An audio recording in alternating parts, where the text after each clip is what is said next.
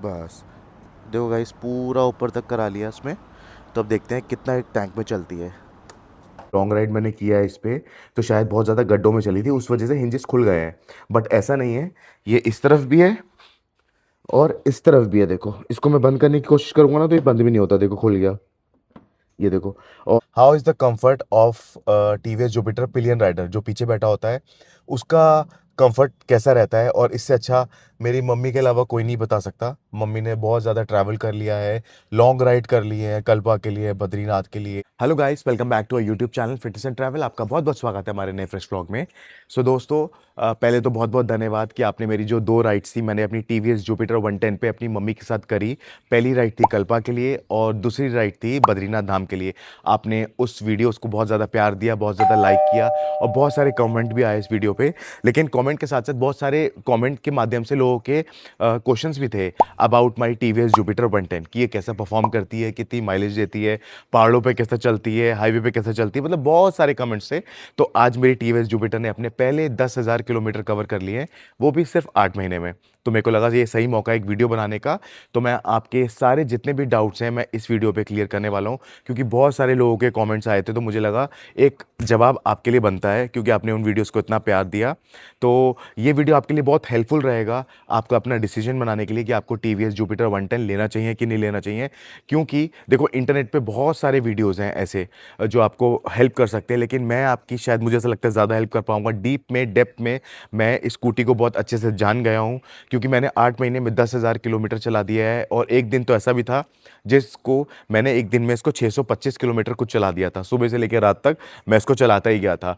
मैंने इसको बाकी ऑफ रोडिंग करी है, मैंने इससे पहाड़ों पे चलाया है, हाईवे स्ट्रेचेस किए हैं, एकदम like bumper to bumper traffic में चलाया है। मैं इसको डेली यूज़ करता हूँ, डेली मैं 50 से 60 किलोमीटर लगभग मैं इसको चला देता हूँ।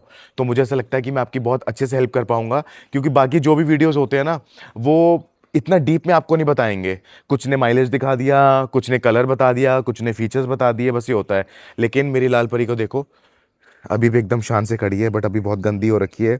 जब से मैं बद्रीनाथ से आया हूँ तब से मैंने इसको धुलाया नहीं है, और बद्रीनाथ से आए भी मुझे काफ़ी टाइम हो गया है। तो बस मैं आपको यही बता रहा था कि मैंने इसको इतना ज़्यादा यूज़ कर दिया, इतना ज़्यादा रफ एंड टफ यूज़ कर दिया है ना, और इसकी मैं मेंटेनेंस भी बहुत अच्छे से करता हूँ। जो भी सर्विस कॉस्ट वगैरह है मैं आपको सब इस वीडियो में बनाऊंगा। तो चलो अभी चलते हैं, पहले हेलमेट पहनते हैं, अपना एक्शन कैमरा लगाते हैं और मोटो व्लॉग करते करते आपसे बात करते हैं। ये एंगल पे आप बोर हो जाओगे मुझे देख देख के, इसलिए मिलते हैं सीधा अपनी टीवीएस जुपिटर लाल परी पर। हाँ जी दोस्तों, अब बात करते हैं अब अपनी लाल परी टीवीएस जुपिटर के बारे में। देखो, अभी मैं इसको फोम वॉश करा के आया है, वो बंदा बहुत अच्छे से वॉश करता है। देखो, फोम वॉश होने के बाद कितनी चमक जाती है, इसको देख के मज़ा ही आ जाता है। तो चलो बिना देरी करे चलते हैं, मुझे अभी नव्या को स्कूल से पिक करना है।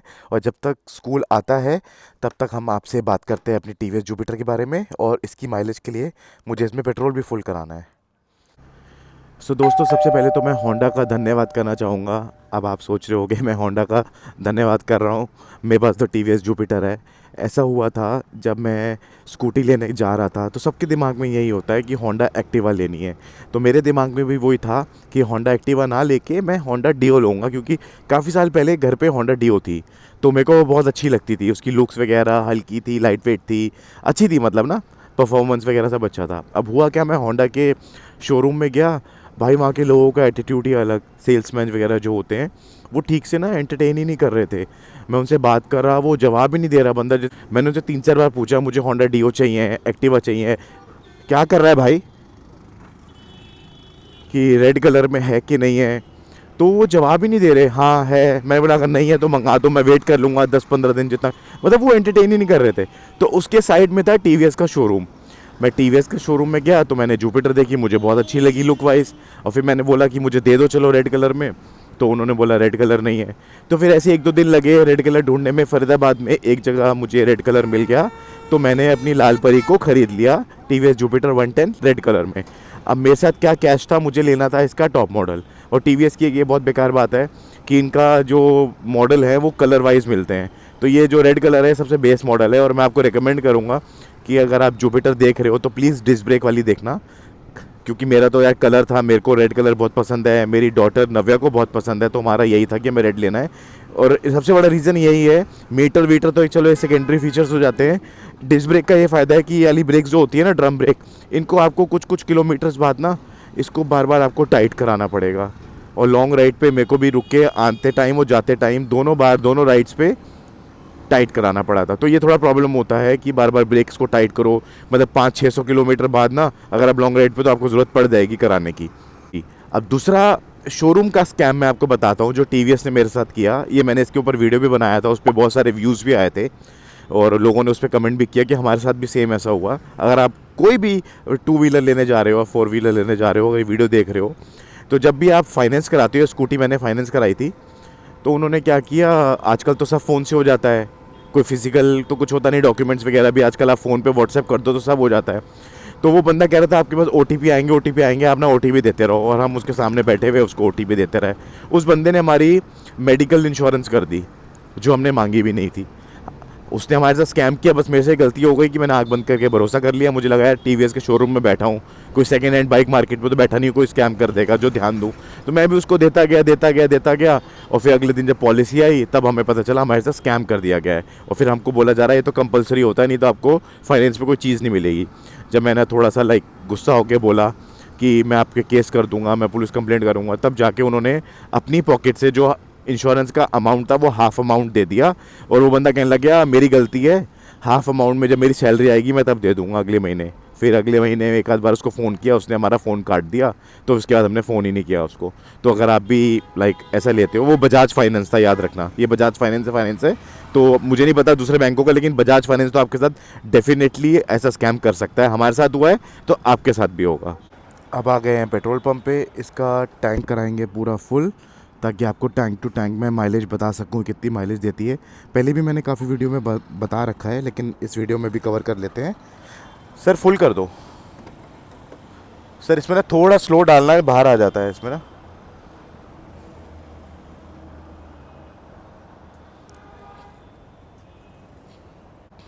बस देखो गाइस, पूरा ऊपर तक करा लिया इसमें। तो अब देखते हैं कितना एक टैंक में चलती है। गाइस मैं थोड़ा सा पेट्रोल बॉटल में भी ले रहा हूँ क्योंकि मुझे पूरा चलाना है। कितने में एंड होता है ना, कितना फुल टैंक आता है, रास्ते में स्कूटी बंद हो जाएगी, पता चला पेट्रोल पंप नहीं है। ये वाला मिलेगा 50 का ही कर दो, इसमें तो 50 का ही आएगा लगभग। बैकअप के लिए पेट्रोल ले लिया है, ये XP95 मिल जाए तो ठीक है। चलो यार, जो मिल गया बॉटल में, वो दूसरा दे नहीं रहे थे। ये तब के लिए रख लिया ना मैंने, जब ये फुल टैंक मैं यूज़ कर लूँगा तो मैं फुल टैंक यूज़ करके देखना चाहता हूँ कि 50 से भी ज़्यादा एवरेज देती है मुझे लगता है। क्योंकि जब भी मैंने माइलेज नापी है तो ये जैसी ई के पास आती है तो मैं डलवा लेता हूँ, और उसके बाद भी कभी भी इसमें 4.5 लीटर से ऊपर पेट्रोल नहीं आता, और इसका 5 लीटर का पेट्रोल टैंक है। तो चलो चलते हैं, अभी नव्या के स्कूल का टाइम हो गया है, उसे स्कूल से पिक करते हैं, फिर घर चलते हैं। दोस्तों, टीवीएस जुपिटर की माइलेज जानने के लिए आपको वीडियो को एंड तक देखना पड़ेगा, क्योंकि मैंने अभी अभी टैंक को टॉप अप कराया है और तकरीबन 4 से 5 दिन मुझे लगेंगे उसको पूरा यूज़ करने में। और बाकी मीनवाइल हम बात कर लेते हैं टीवीएस जुपिटर 110 की सर्विस प्राइस क्या होता है, सर्विस कॉस्ट क्या है उसका। तो मैंने लास्ट मंथ लॉन्ग राइड से जाने से पहले उसकी एक सर्विस कराई थी, जिसमें मेरा बिल आया था 1286 रुपये, 1286। और जब मैंने घर आके बिल चेक किया तो मैंने उसमें देखा कि उसमें उन्होंने एयर फिल्टर नहीं बदला है। और क्योंकि मुझे लॉन्ग राइड पर जाना था तो मैं दोबारा से मैंने सर्विस सेंटर विजिट किया, उनको रिक्वेस्ट किया कि आप इसका एयर फिल्टर चेक करो और ख़राब है तो बदलो। और जब उन्होंने एयर फिल्टर निकाला तो एयर फिल्टर बहुत ज़्यादा गंदा था, बहुत ज़्यादा मिट्टी थी। आप इसको लापरवाही कह सकते हो टीवीएस की, क्योंकि उन्होंने उसका सर्विस के दौरान ही उसका एयर फिल्टर चेक ही नहीं किया उसका। तो मैंने अच्छा किया, लॉन्ग राइड से पहले उसका एयर फिल्टर बदलवा लिया ताकि वो अच्छा परफॉर्म करे। और बाकी जब भी मैं लॉन्ग राइड से आता हूँ, मम्मी के साथ मैं 2 बार लॉन्ग राइड पे गया, तो जब भी मैं वापस आया, क्योंकि लॉन्ग राइड पे मेरी स्कूटी 1400-1500 किलोमीटर चल जाती है, और प्लस जाने के बाद या जाने से पहले भी कुछ किलोमीटर चल जाती है। तो इट्स बेटर, अगर आप अपनी स्कूटर को चाहते हो कि उसका इंजन लॉन्ग लास्टिंग रहे, तो मैं तो यही करता हूँ कि उसका इंजन ऑयल आते ही 2-3 दिन में बदलवा लेता हूँ, ताकि मेरा इंजन अच्छा चलता रहे। और मुझे इसमें फ्यूचर पे भी लॉन्ग राइड्स करनी है, तो मैं नहीं चाहता मुझे इंजन में कभी कोई इशू आए। दोस्तों, काफ़ी सारे लोगों ने वीडियो में पूछा था आपने एक क्रैश गार्ड कहाँ से लगवाया। ये मैंने अपने घर के पास लोकल बाइक मार्केट है, वहाँ से 1600 रुपये का लगवाया था। और बाकी इसके फ़ायदे हैं तो नुकसान भी बहुत ज़्यादा हैं। मैं आपको इसका फ़ायदा गिनवाता हूँ। देखो, यहाँ से पीछे से काफ़ी बार मार्केट में, मतलब जहाँ बम्पर टू बम्पर ट्रैफिक होता है, लोगों ने इसको देखो यहाँ से ठोका है। और अगर सोचो ये ना होता तो सीधा ही बॉडी पे स्क्रैच लगते। और ये रेड कलर है, या जुपिटर का ब्लू कलर भी है, तो अगर ये स्क्रैच पड़ते हैं तो ये सारा पेंट खराब हो जाएगा। तो इस पे बहुत ज़्यादा नोटिस होगा और बहुत ज़्यादा वियर्ड लगेगा। तो ये मैंने बहुत अच्छा किया लगवा के। और साथ साथ इसका नुकसान पता है क्या है, देखो, नुकसान तो ये है, पहले बहुत ज़्यादा अच्छी क्वालिटी में नहीं मिलते क्योंकि लोकल होते हैं। ये देखो इस पे रस्ट हो रहा है यहाँ पे, ठीक है, यहाँ पे थोड़ा सा रस्टिंग है, ये तो चलो नट बोल्ट है। यहाँ पे देखो कितना ज़्यादा रस्ट है, यहाँ तो कोई ठुकेगा नहीं। और बाकी आगे भी देखो यहाँ पे, तो ये मुझे लग रहा है इसका पेंट क्वालिटी ख़राब है, इसकी और अच्छी क्वालिटी मिलनी चाहिए थी। बाकी जो एक और सबसे ज़्यादा नुकसान मुझे इसका लगा, ये देखो यहाँ से कनेक्ट है, इसके वजह से इसके सारे ये हिंजेस हैं ये खुल जाते हैं। पहले तो मुझे लगा कि मैं इस पे लॉन्ग राइड मैंने किया है इस पे, तो शायद बहुत ज़्यादा गड्ढों में चली थी उस वजह से हिंजेस खुल गए हैं। बट ऐसा नहीं है, ये इस तरफ भी है और इस तरफ भी है। देखो इसको मैं बंद करने की कोशिश करूंगा ना तो ये बंद भी नहीं होता, देखो खुल गया, ये देखो।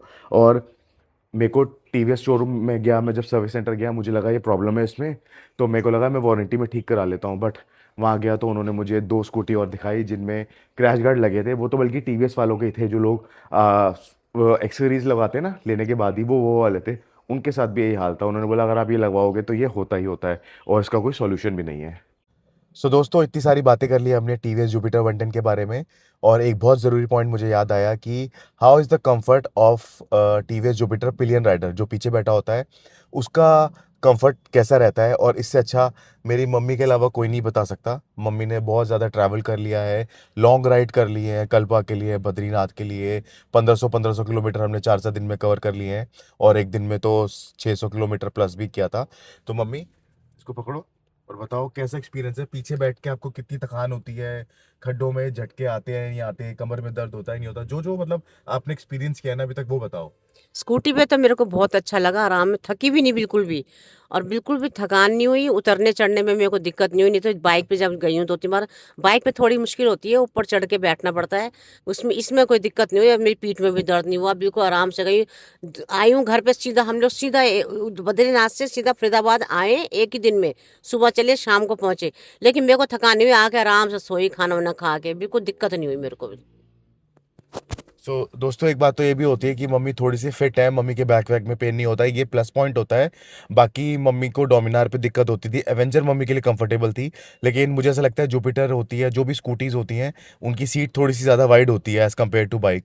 तो मम्मी को बहुत ज़्यादा सही रहा, इतना इतना लंबा लंबा सफ़र तय किया मम्मी ने, तो मम्मी ने मुझे मतलब ऐसे एक बार भी नहीं बोला कि मेरी कमर में दर्द हो रहा है, मैं थक गई हूँ, ऐसा कैसा। दोस्तों, अभी हम टीवीएस जुपिटर की हेडलाइट का टेस्ट कर लेते हैं। मैं बिल्कुल अभी अंधेरी सड़क पे खड़ा हूँ, सुबह सुबह का टाइम है। ये की मैंने चाबी ऑन, और देखो उसकी हेडलाइट कितनी पावरफुल है। ये देखो, अभी कितना अंधेरा था, अभी पिच डार्क था, और कितना उजाला कर देती है इसकी लाइट। तो मैं इस चीज़ से बहुत ज़्यादा सेटिस्फाइड हूँ कि एक स्कूटर होके भी इसकी हेडलाइट बाइक के मुकाबले तेज़ है।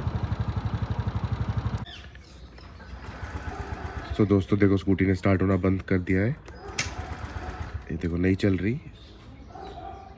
250 किलोमीटर से ऊपर चल चुकी है। अब इसकी माइलेज कैलकुलेट कर लेंगे हम। पहले इसमें डालते हैं पेट्रोल।